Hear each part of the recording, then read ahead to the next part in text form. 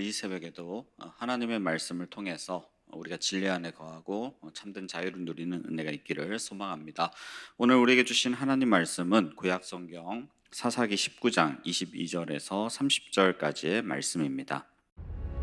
그들이 마음을 즐겁게 할 때에 그 성읍의 불량배들이 그 집을 애워싸고 문을 두들기며 집주인 노인에게 말하여 이르되 내 집에 들어온 사람을 끌어내라.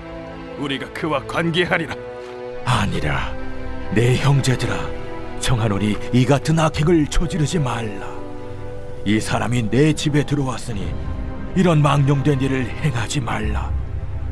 보라, 여기 내 처녀딸과 이 사람의 첩이 있은즉 내가 그들을 끌어내리니 너희가 그들을 욕보이든지 너희 눈에 좋은 대로 행하되 오직 이 사람에게는 이런 망령된 일을 행하지 말라.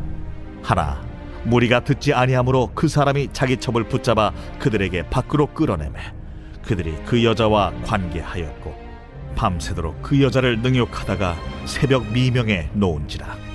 동틀 때에 여인이 자기의 주인이 있는 그 사람의 집문에 이르러 엎드러져 밟기까지 거기 엎드러져 있더라. 그의 주인이 일찍이 일어나 집문을 열고 떠나고자 하더니 그 여인이 집문에 엎드러져 있고 그의 두 손이 문지방에 있는 것을 보고 그에게 이르되 일어나라, 우리가 떠나가자. 하나 아무 대답이 없는지라. 이에 그의 시체를 나귀에 싣고 행하여 자기 곳에 돌아가서 그 집에 이르러서는 칼을 가지고 자기 첩의 시체를 거두어 그 마디를 찍어 12덩이에 나누고 그것을 이스라엘 사방에 두루 보냈네. 그것을 보는 자가 다 이르되 이스라엘 자손이 애굽 땅에서 올라온 날부터 오늘까지 이런 일은 일어나지도 아니하였고 보지도 못하였도다. 이 일을 생각하고 상의한 후에 말하자 하니라. 오늘 본문은 정말 충격적인 사건을 소개하고 있습니다. 첩을 둔 한 레위인이 레브라임 지파의 한 사람 노인의 집에 유숙하는데 그 동네 불량배들이 들이닥쳐서 이 레위인을 내어 놓으라고 그와 성관계를 가지겠다고 행패를 부리는 장면입니다. 마치 창세기 19장에 나오는 소돔과 고모라 사건과 유사한 상황이죠. 그랬더니 이 노인이 레위인을 지키기 위해서 자신의 처녀딸과 레위인의 첩을 내어줄 테니까 그 여자들을 욕보이든지 아니면 강간을 하든지 죽이든지 알아서 하라. 너희 눈에 좋을 대로 행하라 이러면서 레위인은 노인의 말대로 자신이 성폭행 당하지 않기 위해서 또 자신의 어린 첩을 억지로 끌어내어서 이 불량배들에게 던지는 장면입니다. 결국에 그 가련한 여성은 밤새 불량배들에게 강간당하다가 이 새벽 미명에 풀려나게 되는데 자신의 주인이 있는 그 노인 집 문에 이르러 모든 기력이 쇠해서 쓰러지게 됩니다. 그런데 이 레위인은 자신의 첩을 불쌍히 여겨 거두어들이거나 치료를 하려고 하는 그런 노력을 보이지 않았고 마치 아무 일도 없었다는 듯이 심드렁한 표정과 말투로 어서 일어나라, 이제 떠날 시간이다 이렇게 얘기하죠. 하지만 이 가련한 여인은 아무 대답도 없었고 레위인은 담담하게 이 여인을, 사실 본문에서는 시체라고 나오지만 원문에 의하면 아직 죽었는지 살았는지 모르는 상황인데 아무튼 이 여인을 나귀에 싣고 자신의 집으로 거처로 돌아가게 됩니다. 그런데 자신의 집에 이르러서는 아주 잔인한 기행을 일삼는데 그것은 밤새 능욕당하다가 지쳐 죽어버린 이 첩의 시체를 12조각으로 나누고 이스라엘 사방에 보내고 이 베냐민 지파의 모든 악행을 알리기 위해서 선동질을 하게 됩니다. 너무 충격적인 사건이고 역겹고 마음이 아픈 사건이죠. 어떻게 사람이 이토록 잔인할 수 있을까? 그래서 오늘 본문 30절에서 이렇게 얘기합니다. 그것을 보는 자가 다 이르되 이스라엘 자손이 애굽 땅에서 올라온 날부터 오늘까지 이런 일은 일어나지도 아니하였고 보지도 못하였도다. 그야말로 온 이스라엘 사람들을 충격과 공포의 도가니로 몰아넣는 엽기적인 사건이 터지고 만 것입니다. 그렇다면 우리는 오늘 본문을 어떻게 봐야 합니까? 그저 레위인의 도덕적 윤리적 타락에 초점을 맞출 것인가? 그렇지 않습니다. 좀 더 심각한 이 근본적인 차원에서 우리가 봐야 되는데 두 가지 정도로 우리가 생각해 볼 수 있습니다. 첫 번째는 뭐냐? 하나님의 결혼 명령을 거스렀다라는 것이고, 둘째는 하나님의 창조 섭리를 거부했다라는 관점에서 우리가 이 본문의 심각성을 볼 수 있습니다. 첫 번째, 오늘 본문은 하나님이 명하신 이 일부 일처의 결혼 명령을 거부했다, 이것을 고발하고 있죠. 레위인은 첩을 이미 두고 있습니다. 레위인은 제사장 직분을 감당하는 족속으로서 하나님이 구별한 족속이죠. 그런데 레위인이 첩을 두고 있다? 왜 첩을 둡니까? 뭐 다른 이유가 없어요. 성적 욕망을 충족시키기 위함입니다.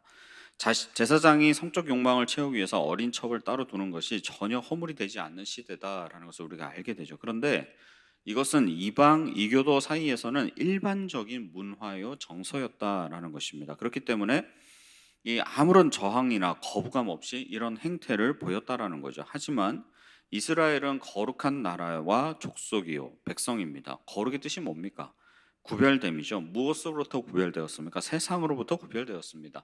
세상은 자신의 죄의 욕망을 따르는 자신의 소견대로 옳은 대로 자신의 소견에 옳은 대로 행한다 할지라도 하나님의 백성들은 하나님의 말씀대로 따르고 사는 사람들입니다. 그래서 이 세상에서 구별된 자, 구별된 나라, 다시 말하면 거룩한 족속이라고 불리워지는 거예요. 그런데 오늘 본문에 등장하는 레위인은 전혀 구별되지 못했습니다. 심지어 제사장 직분을 가진 자인데. 두 번째로 또 우리가 생각해 봐야 되는 문제는 뭐냐면 지금 하나님의 창조 섭리를 완전히 역행, 거부하는 행태를 보이고 있습니다. 하나님이 당신의 형상대로 남자와 여자를 창조하실 때에는 동등하게 만드셨어요. 그런데 오늘 본문에서 노인과 레위인 그리고 기브아의 이 불량배들은 여성을 바라보는 관점이, 이 시선이 동일합니다. 여러분은 첩을 잔인하게 강간한 불량배들만 나쁘다고 보십니까? 아니요, 결코 그렇지 않습니다. 레위인과 노인도 이 불량배들과 똑같은, 아니요, 어찌 보면 더한 사람들입니다. 여성을 물건으로 취급하고 성적 놀이개로 삼아버리는 모습에서 이들의 저급한 가치관을 우리는 적나라하게 보는 거예요. 근데 문제는 레위인인데 이 사람은 자신의 복수심을 실행하기 위해서 끝까지 이 여성을 끝까지 능욕한 사람은 이 레위인이에요. 시체를 능욕해서 더 큰 살인을 또 조장합니다. 선동합니다. 레위인에게 있어서 여성은 살아있을 때에는 자신의 성적 욕망을 풀어주는 놀이기에 불과했고요. 위기의 순간에는 자신을 대신해서 이 사지로 몰아버리는, 그래서 이 여성을 보호해야 마땅한 이 레위인은 오히려 그 여성을 궁지로 위험으로 내몰아버리고 자기 혼자 살겠다고 이용해 먹는 도구에 불과했고요. 레위인을 대신해서 잔인한 고통을 겪다가 죽어버린 이 가련한 여인의 시체는 자신의 억울함과 또 복수심을 해소하기 위한 수단에 불과했습니다. 사랑하는 성도 여러분, 무엇이 천국이고 지옥입니까? 윤리적 일탈과 도덕적 타락이 불러온 이 참상이 있으면, 이러한 잔인한 사건이 빵빵 터지면 거기가 지옥입니까? 물론 표면적으로는 그렇습니다. 하지만 우리가 한 번만 조금 더 생각을 해본다면 이러한 잔인한 잔혹한 일들이 우리 인간 사회에서 연일 왜 터지느냐 하는 것입니다. 그것은 바로 하나님이 안 계시기 때문에, 하나님의 부재 때문입니다. 하나님의 부재가 곧 지옥이라는 말이죠. 아담이 선악과 스캔들을 일으킨 이유는 하나님의 부재를 원해서입니다. 스스로 하나님이 되겠다라는 거예요. 먹지 마 하는 그 하나님의 말씀 안에 거하기 싫은 하나님의 말씀의 부재를 원했던 것입니다. 사사기에서 나오는 이 반복되는 이야기가 핵심이 무엇입니까? 그때에 이스라엘의 왕이 없으므로 사람이 각기 자기의 소견에 옳은 대로 행하였더라. 인간은 하나님의 부재, 다시 말하면 말씀 안에 거하지 않는 것이 곧 자유를 가져다 준다, 이렇게 착각을 하죠. 하지만 진정한 자유는 우리가 진리 안에 거할 때 누릴 수 있습니다. 하나님 안에 거하는 것이 자유를 누리는 유일한 길이며 그것이 천국입니다. 우리는 오늘 본문을 통해서 두 가지를 기억해야 합니다. 첫 번째는 뭐냐? 애통해야 돼요. 오늘 본문에 나오는 모습이 곧 하나님의 부재가 가져다 준 이 세상의 논리, 죄의 지배가 횡행하는 이 시대상을 고스란히 보여줍니다. 오늘 본문에 나오는 인물들이 하나님 나라의 백성, 이스라엘 사람들이요, 우리의 영적 조상임을 잊지 말아야 돼요. 그 말은 곧 우리도 하나님의 부재 안에서는 이와 같은 모습을 보여줄 수 있다라는 것입니다. 오늘 본문에 나오는 이야기가 어떻게 보면 특출나게 잔인한 그러한 특화된 스토리가 아니라는 것입니다. 우리도 이보다 더 심각한 문제를 일으킬 수 있는 존재들이다. 언제요? 하나님의 부재, 하나님의 말씀이 부재하게 되면 우리는 이러한 심각성을 가지고 남의 이야기가 아니라 내 이야기, 우리 이야기가 될 수 있구나라는 마음으로 우리는 애통해야 됩니다. 두 번째는 뭐예요? 우리는 사모해야 합니다. 우리는 하나님의 말씀을 사모해야 돼요. 그분 안에 거하는 것을 사모해야 됩니다. 하나님의 그 말씀 밖은 지옥입니다.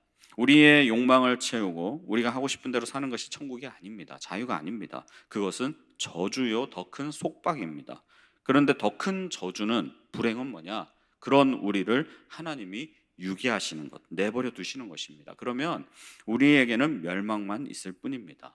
우리는 진리 안에서 자유를 추구해야 합니다. 예수 그리스도만을 바라봐야 되는 것이죠.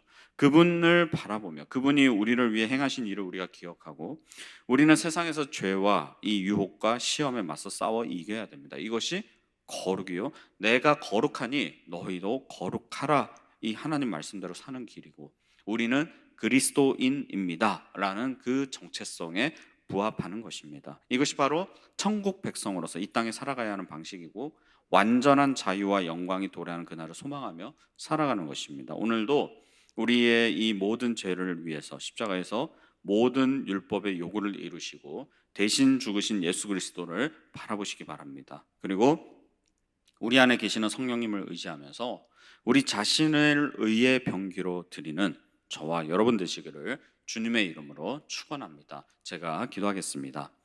하나님 아버지, 우리는 연약합니다. 우리 스스로는 아무것도 할 수 없는 죄인임을 이 시간 고백합니다. 주여, 우리를 불쌍히 여기시며 긍휼을 베풀어 주시옵소서. 주님을 따라 살지 못한 것, 그래서 말씀 안에 거하지 못해 빛과 소금의 역할을 감당하지 못하고 이 세상의 시류에 휩쓸려 아무런 저항 없이 살아왔던 우리의 연약함을 불쌍히 여기시고 용서하여 주시옵소서. 이 아침에 우리가 다시 주님 붙잡고 일어서기를 원합니다. 내가 거룩하니 너희도 거룩하라, 이 하나님의 말씀대로 성도의 본분과 그리스도인이라는 그 정체성에 걸맞는 삶을 살아가기를 원합니다. 모든 죄와 육신의 정욕을 이기며 성령 충만함으로 말씀에 순종하고 모든 죄와 유혹과 시험에서 승리하는 우리 모두가 되게 하여 주시옵소서. 삶의 자리에서 거룩한 하나님의 백성으로 예배자가 되길 소망하오니 오늘 하루도 하나님께 영광 올려드리는 참된 예배자로 살아가게 하여 주시옵소서. 감사드리며 우리를 구원하신 예수 그리스도의 이름으로 기도합니다. 아멘.